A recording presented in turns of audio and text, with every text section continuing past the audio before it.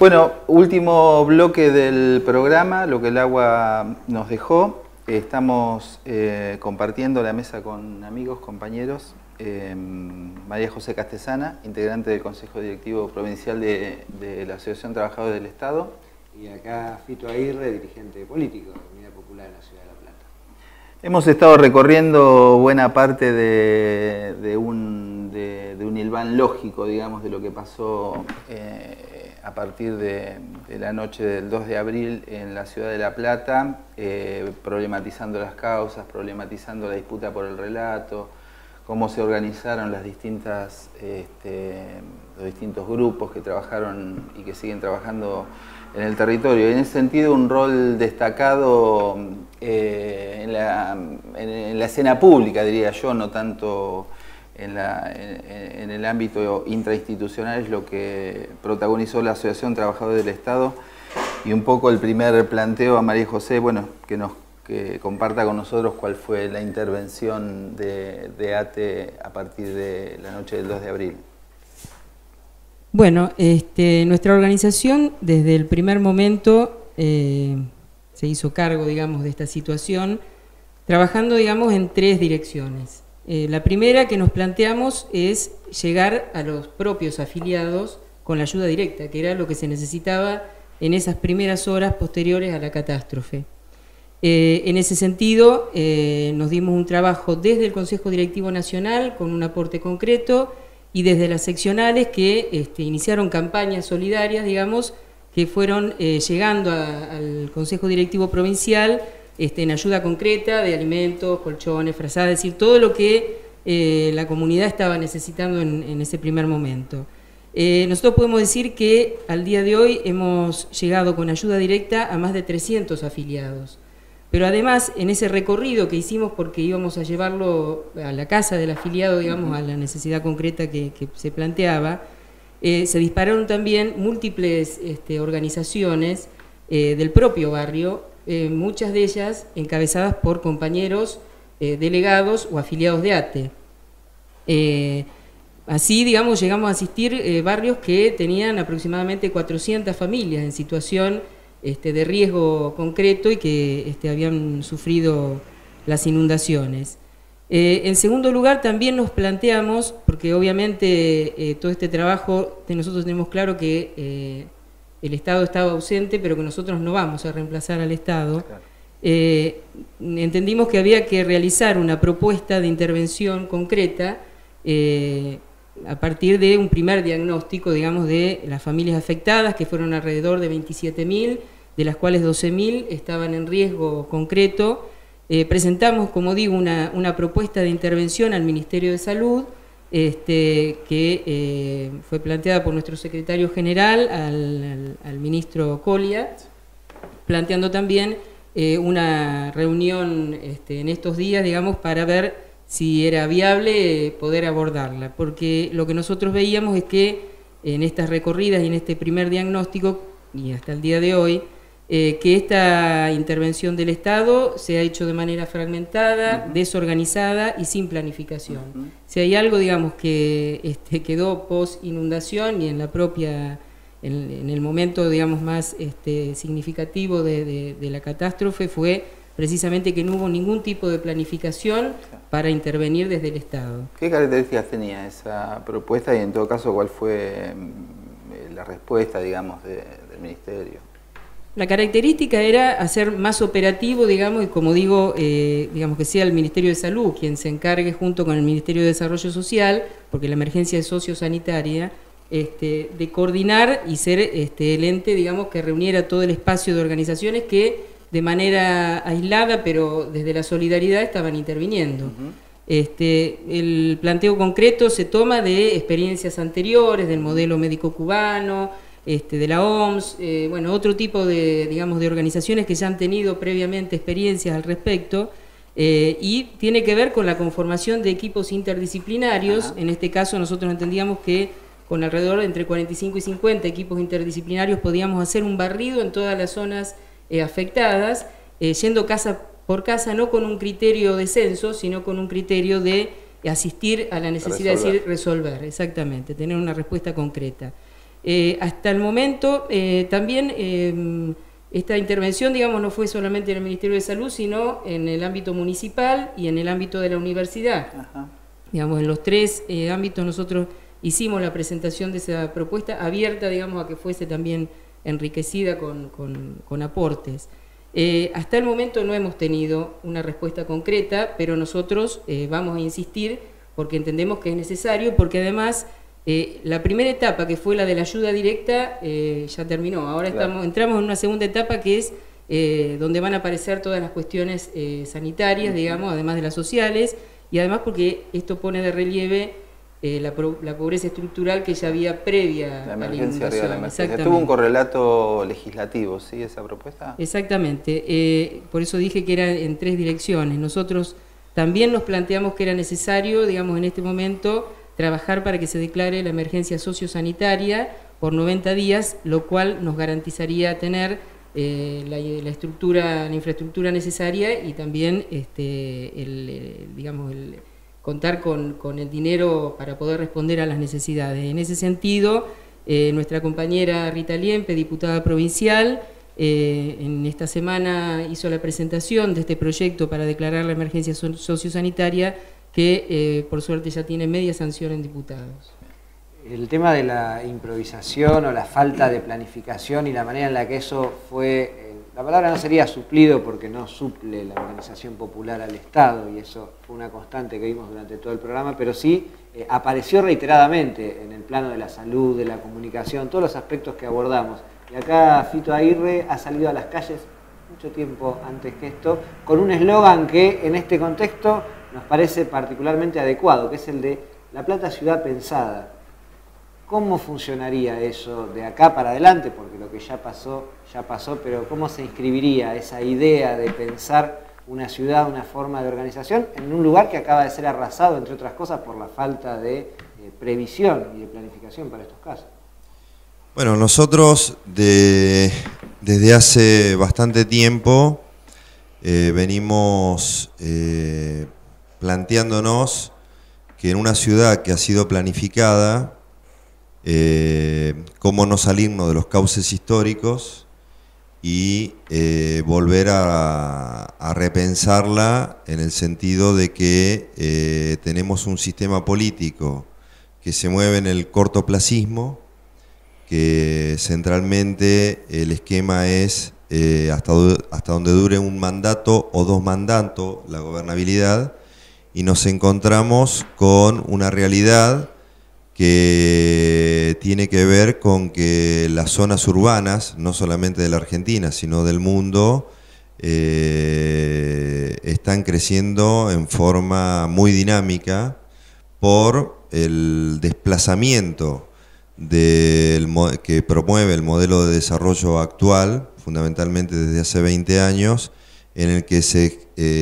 extienden las fronteras de producción de materias primas, y todo lo que nosotros conocíamos como espacios rurales habitados hoy son desplazamientos que van a las grandes urbes,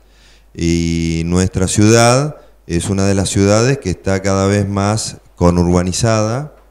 y obliga a repensarla, porque también hay dos elementos en el modelo de desarrollo del capitalismo actual, que por un lado es la industria automotriz, que busca países en desarrollo para incrementar los niveles de consumo, y el otro eje es la industria inmobiliaria que va rotando en el planeta hasta que hace crisis. Entonces vemos pavimento y cemento por todos lados y cada vez estamos viendo menos tierra o casas con jardines, para simbolizar. Eso nosotros lo pensábamos antes del 2 de abril porque evaluábamos estos elementos y nos llevaba a imaginar que en 20 años esta ciudad iba a tener dificultades por falta de planeamiento. Así como hace 131 años se ideó, se diseñó un esquema de urbanismo, hoy hay que pensar otro, pero a eso hay que agregarle también el fenómeno de cuestiones que antes eran extraordinarias, ¿no? Y cuestiones que hoy son frecuentes por el cambio climático. O sea, si nosotros pusiéramos la Argentina en un mapa acá, tendríamos que plantar banderitas de cantidades de regiones o lugares donde hay inundaciones y que pasan en distintas dimensiones cuestiones como las que han sucedido en nuestra ciudad. Entonces, La Plata Ciudad Pensada está relacionada a 131 años, cuando se fundó la ciudad capital, y por otro lado, para respetar el planeamiento, pero repensar una ciudad desde el planeamiento sobre el momento que estamos viviendo, vincularla a los modelos de desarrollo, porque tiene que ver, o sea, nosotros podemos encontrarnos hoy que en 5 años se modifican regiones que nosotros la veíamos de una manera y hoy pueden ser de otra manera. Entonces, en esa tónica es donde nosotros queremos ubicar la política, la ciencia y el planeamiento. ¿Qué supone La Plata Ciudad Pensada? ¿Un grupo de expertos poniéndose a planificar de manera previsible las contingencias que puedan pasar, o supone un dispositivo participativo, democratizador, en todo caso también del protagonismo de los vecinos? Por un lado, nosotros estamos convocándonos a juntar la política, la ciencia y el planeamiento como herramientas para intervenir en distintos planos. Y por otro lado, el tema de lo participativo es un elemento central para cualquier política de planeamiento. O sea, una parte es estatal porque hay que buscar la herramienta más grande para poder cumplimentar los objetivos que surjan de ese planeamiento. O sea, cómo anticiparnos a determinadas cosas, pero cómo presidir eso. Y lo que acá se ha demostrado es que no podemos dejar solo en el terreno político el buen vivir, ¿no? En los aspectos urbanísticos, en los aspectos de desarrollo, e inclusive en las cuestiones de previsión, sino que es muy importante la participación popular, no solamente para garantizar que si una cosa sale 10 pesos, se usan los 10 pesos para eso, ¿no? Una especie de auditoría popular con participación, sino también para garantizar que sean obras de calidad y que estén dentro de un esquema de planeamiento que sirva para lo que se aprobó. Y no encontrarnos como por ejemplo la Ruta 6, que hace como 20 años que se viene planeando, se viene sacando crédito internacional para hacerlo, y te encontrás con que las máquinas están tiradas al costado del camino y nunca se hace. O sea, se asocia grandes obras con corrupción, y por otro lado, la cultura política argentina busca el show mediático de aquellas obras que tienen visibilidad. Por ejemplo, inaugurar una escuela tiene más visibilidad que hacer una gran obra de hidráulica que lleva varios presupuestos. O sea que también hay que incorporar el planteo plurianual, y nadie quiere incorporar lo plurianual porque excede su mandato. Entonces tenemos un eje que es muy importante, que quienes habitan los lugares y están en forma permanente, no se van, no están en forma temporal, tienen su familia, está la reproducción de por medio, tienen que jugar un papel político trascendente, y en eso me parece que la convocatoria de La Plata Ciudad Pensada apunta a asociar estos elementos para anticiparnos a determinadas cosas, y por otro lado proponer cuestiones de calidad, fundamentalmente en lo que hace a calidad habitacional, a lo que hace al control de las grandes obras, y por otro lado a incorporar lineamientos presupuestarios que modifiquen el orden de las prioridades en lo que hace fundamentalmente a hábitat. María José, pensaba en relación a esto, este rol que asumió ATE de alguna manera excediendo largamente lo sindical en el sentido clásico, si se quiere, de agarrar, ponerse a pensar y a proponer una política pública, plantearla incluso por los carriles institucionales, si se quiere. Si eso no se toma o no es asumido, ¿se hace igual? ¿Se impulsa de todas maneras? ¿Cuál es el camino que va a seguir en ese sentido? Digo, y lo hilo con esto de planificar a largo plazo, más allá de una coyuntura o de un tiempo, y de pensarnos como actores políticos, más allá de quienes se dedican a la política, si se quiere, desde una expresión partidaria. Yo creo que este es un buen momento, digamos, para poner en debate la política pública. En el caso de la política de salud, digamos, desde el presupuesto que se redujo desde el año 92, que era alrededor de un 12%, hasta hoy que es un 6,3%, a partir de ahí, digamos, poner en debate el propio sistema sanitario, que está basado en los hospitales y que no avanza, digamos, sobre la prevención o la promoción de la salud, digamos. Desde esa cosa básica, que es lo que nosotros desde nuestra organización trabajamos no solo desde lo gremial, sino también en los debates que tenemos en los distintos ámbitos con el gobierno de la provincia de Buenos Aires. Nosotros como ATE hemos, desde el IDEP estamos trabajando también en construir herramientas teóricas, digamos, que nos permitan tener insumos desde los delegados de base de cada uno de los lugares de trabajo hasta los dirigentes, digamos, para poder salir a debatir justamente esto que decíamos hoy de qué salud queremos para la provincia de Buenos Aires y qué salud queremos para el país, qué sistema de salud queremos para el país, entendiendo la salud en el sentido más amplio, digamos, ¿no? Que tiene que ver con las condiciones de vida y con el buen vivir. Así que, digo, desde ese aspecto, nosotros nos planteamos permanentemente, digamos, la construcción de poder popular para poder cambiar la agenda de los gobiernos y para poder expresar, digamos, lo que entendemos que es lo que debe ser la política de salud y las políticas públicas en general. Bueno, para ir cerrando el bloque, una pregunta. Se termina de cerrar el Congreso Anual de ATE en Mar del Plata y allí se trató la situación y en concreto se trató, y acá lo estuvimos viendo en bloques anteriores, la situación con el acceso a la verdad respecto al número de muertes en la inundación y el rol del juez Arias y de Julián Axat respecto a este tema. Institucional y formalmente se trató el tema en el Congreso y se adoptó alguna... Sí, nuestro Congreso en Mar del Plata concretamente planteó el acompañamiento, digamos, a lo que el juez Arias está planteando, que es esta cuestión del número de muertes, que nosotros sabemos que no es real, digamos, que hay un ocultamiento de parte del gobierno y en ese sentido nosotros vamos a apoyar, digamos, todas las iniciativas que desde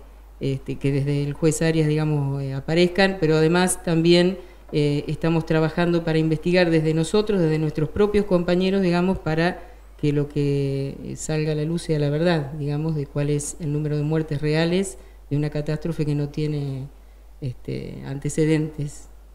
como esto, ¿no? Y desde Unidad Popular en las distintas expresiones y vías que van desde lo legislativo hasta todos los territorios de acción que se tienen en relación a este tema, ¿cuáles son las políticas que se están planteando?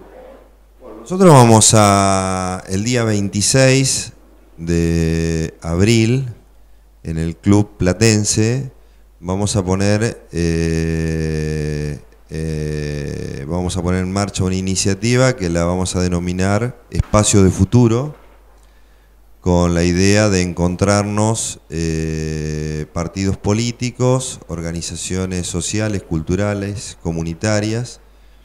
y elegimos el 26 de abril porque el día 27 de abril de 1882 fue cuando la legislatura de la provincia de Buenos Aires, a pedido de Dardo Rocha, eligió los terrenos de la Loma de Ensenada para fundar la ciudad capital. Y lo que queremos, tomando lo sucedido el 2 de abril, es dar por terminado que esta planificación soportó 131 años de una manera y que hay que pensar la ciudad para los próximos 20 años. Y queremos justamente plantearnos un momento fundante de también un método político para gestionar el Estado, para delinear propuestas con rigurosidad científica, saber que la acción comunitaria va a tener que estar controlando y por otro lado participando de qué manera quiere vivir en su comunidad, y también instalando novedades políticas que creemos que debemos ir a un esquema de comunas. Acá lo que ha ocurrido es que hay que esperar al bombero de Ensenada para resolver cuestiones en la Loma, que el Estado militariza para plantear la inseguridad que generan los propios habitantes de un lugar, pero no tiene respuestas para cuidar a los adultos mayores, a los niños y a una comunidad. Y lo otro que ha salido y está en la superficie es que no es un esquema de oficialismo-oposición la política, o sea, es inútil el oficialismo y es inútil la oposición, no es por mayorías o minorías. Y también lo que ha salido en la superficie es que un Estado precarizado y jerarquizado es ineficaz para dar respuestas de prevención, para dar respuestas de contención y para preparar una comunidad